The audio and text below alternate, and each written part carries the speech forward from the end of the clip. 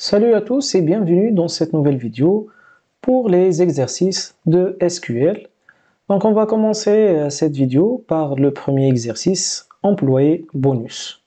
Donc on a la table employé qui contient employé ID, le name, superviseur et salaire. Et aussi on a la table bonus qui contient l'employé ID et le bonus. Et comme vous voyez, on a ici l'employé ID, c'est la clé primaire de la table employé. Et on a ici, donc c'est une table de référence. Du coup, l'employé ID ici, dans la table bonus, c'est une clé étrangère. Donc, ce qu'on va faire, c'est on va afficher les employés avec un bonus inférieur à 1000. Et on va afficher dans n'importe quel ordre. On va regarder l'exemple.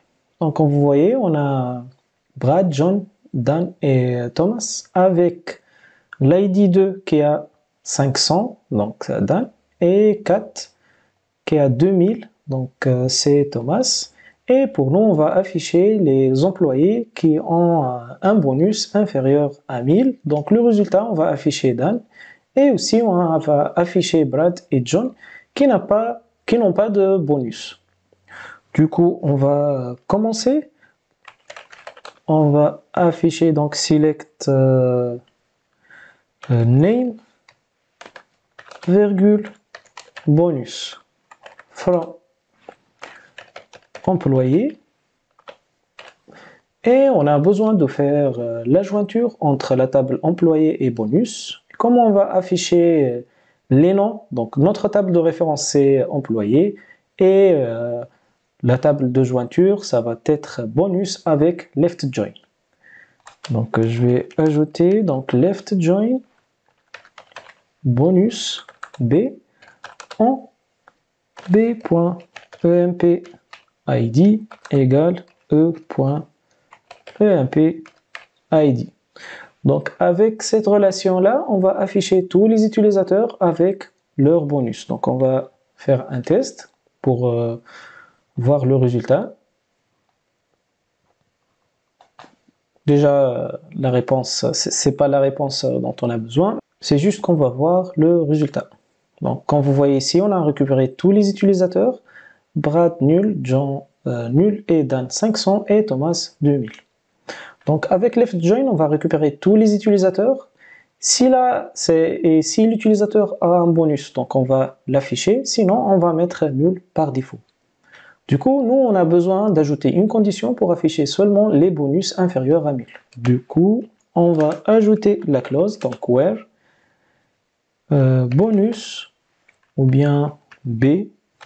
On n'a pas ici un problème avec les noms des champs car ce ne sont pas les mêmes. Du coup, je peux écrire bonus ou bien B bonus strictement inférieur à 1000. Et maintenant, on va voir le résultat. Et comme vous voyez, toujours, on a un problème, car le output qu'on a cherché, c'est seulement Dan 500. Du coup, c'est quoi le problème?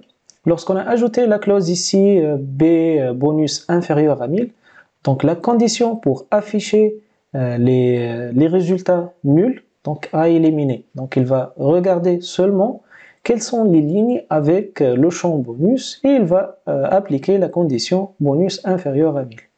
Du coup, pour afficher les lignes avec un bonus nul, il faut qu'on ajoute donc AND, c'est pas AND, ça va être OR bonus is nul. Et à ce moment-là, donc, on va afficher le résultat dont on a besoin. Et comme vous voyez, c'est bien le résultat expecté. Continuons maintenant avec le deuxième exercice, class more than 5 students. Donc on va chercher les classes qui ont plus que 5 étudiants. Du coup, on a la table course qui contient student et classe. Donc on va afficher les classes qui ont au moins 5 étudiants. On va l'afficher dans n'importe quel ordre. Et on va voir l'exemple. Comme vous voyez ici, on a la classe maths qui a plus au moins 5 étudiants. Donc qu'est-ce qu'on va faire? On va commencer select class. Donc le résultat, on a besoin seulement de classe from course. Donc je vais prendre le nom directement. Après, on va utiliser group by car on va faire des calculs par le nom de la classe. Donc on a besoin de calculer combien de fois apparaît-il le nom donc, de la classe plus que 5 fois. Donc group by class. Et aussi on va ajouter la condition having. Donc maintenant on a groupé le résultat par classe et on va calculer donc having count étoile supérieur ou égal à 5. Et avec cette condition là on va chercher les classes qui ont au moins 5 étudiants. Continuons maintenant avec l'exercice Not Boring Movie. Donc on a la table cinéma qui contient l'ID, movie, description et rating. Avec l'ID, c'est la clé primaire de la table cinéma. Donc qu'est-ce qu'on va faire? Donc on va afficher les films. Donc ici movie, donc les films qui n'ont pas la description boring et aussi avec un ID impair. Et on va afficher le résultat donc en rating descendant. On va commencer, donc select. Je vais regarder ici ce qu'on a besoin. Donc on va afficher tous les champs. Du coup, on va utiliser étoile, from cinéma, where, et on va commencer à mettre les clauses. Donc la première qu'on va utiliser, c'est la description qui ne contient pas boring. Donc description. Pour la description, comme c'est une chaîne de caractères, soit on peut utiliser comme ça, donc boring avec un B minuscule, boring avec un B minuscule, ou bien on peut utiliser pour les chaînes de caractères not like, ou bien like pour l'égalité. Pour nous maintenant, on va utiliser le not like. Après, on va ajouter la condition avec les ID impairs. Et pour cela, on a besoin de faire un calcul pour diviser l'ID par 2 et qu'on n'a pas un résultat qui est différent à 0. Donc, pour cette condition, on va utiliser la fonction modulo. Donc, ID modulo avec le pourcent de différent de 0. Et après, on va afficher l'ordre. Ça va être order by rating. Et le sens, ça va être descendant. On va tester. Et comme vous voyez, notre requête est acceptée. Continuons avec le quatrième exercice. Donc, Customer placing the largest number of orders. Donc ici, on va chercher le Customer number qui a passé plus de commandes. Donc, on a ici la table order qui contient order number et Customer number. Donc, le order number, c'est la clé primaire et qui contient aussi la clé étrangère, donc Customer number. Et maintenant, qu'est-ce qu'on va faire? Donc, on va voir le résultat. On a ici le customer number 3 qui apparaît 2 fois. Du coup, on va retourner 3. Et ici, on a une remarque dans qu'est-ce qu'il a dit. Si on a plus que customer number qui ont le même nombre de commandes passées. Donc, on va laisser ça à la fin. Du coup, l'exercice demande d'afficher un seul Customer ID. On va commencer. Donc, select Customer Number from Orders. Et comme on a besoin de faire des calculs, du coup, on va utiliser Group By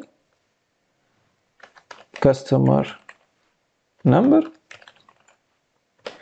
Et on va utiliser aussi Order By le count étoile. Donc ici, qu'est-ce qu'on a fait? on a regroupé les résultats par customer number et on va faire les calculs. Donc, et après, à la fin, on va l'ordonner par ordre descendant. Et comme on a besoin du max, donc on va afficher un seul résultat avec limite 1.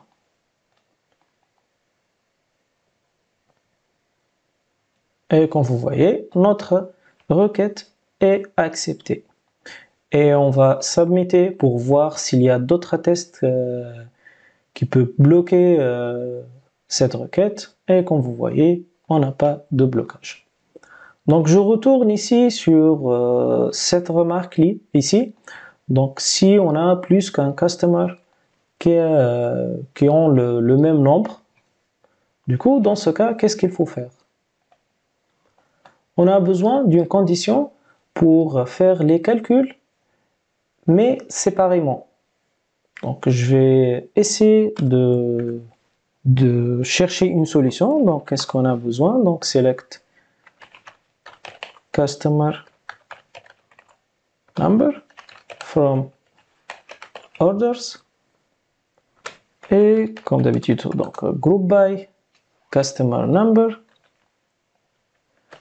mais au lieu d'avoir le order by, car le order by donc il va ordonner et on a utilisé limite 1 pour afficher le premier résultat.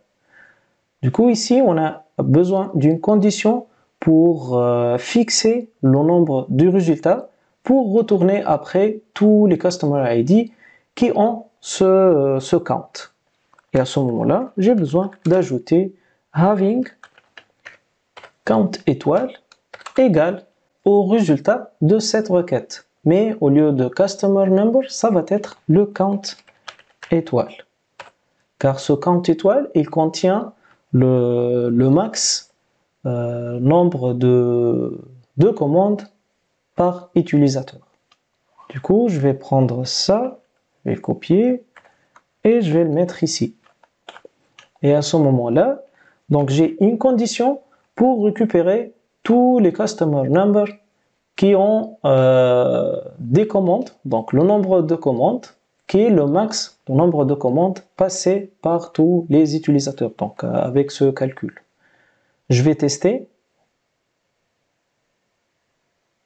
Et comme vous voyez, c'est vrai qu'on affiche ici le 3 car on n'a pas le cas de test, mais comme la requête est acceptée, donc je pense que c'est ça la bonne requête pour afficher tous les customer numbers. Donc je vais submitter pour voir la performance.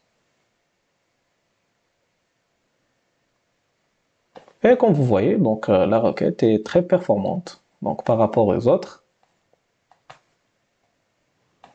Si vous avez d'autres solutions, vous pouvez les mettre dans les commentaires. Passons maintenant au 5e exercice, ou bien le dernier exercice de cette vidéo, Swap Salary. Donc on a ici la table Salary qui contient ID, Name, Sex, Salary. Avec l'ID, c'est la clé primaire. Donc Salary, le sexe, c'est une colonne enum, donc qui contient soit M, soit F. Du coup, la demande, c'est on a besoin de changer F par M et M par F avec une seule requête d'update. Donc, qu'est-ce qu'il faut faire? On va déjà mettre notre structure de requête update. Donc, update, j'ai ajouté A ici. Donc, update salary set et on va changer le champ sexe. Dans ce cas-là, comme on a une condition, donc lorsque je trouve F, je vais changer par M, et lorsque je trouve M, je vais changer par F. Donc je peux ajouter une condition if. Ça, on n'a pas vu ça dans les cours, mais vous pouvez l'utiliser et je vous invite dès maintenant à chercher comment vous pouvez utiliser if. Donc, et la syntaxe pour if, c'est if, entre parenthèses, ici, condition. Si la condition est true, donc je vais retourner ici 1. Si false, je vais retourner ici le 2. Dans notre cas, c'est la condition sur le sexe. Si le sexe, like F, je vais retourner M. Sinon, je vais retourner F. Donc, je lance. Et comme vous voyez, notre requête est acceptée. Pour ce cas aussi, on peut utiliser case when au lieu de if. Et je vais vous montrer ça maintenant. Et la syntaxe, c'est case après when.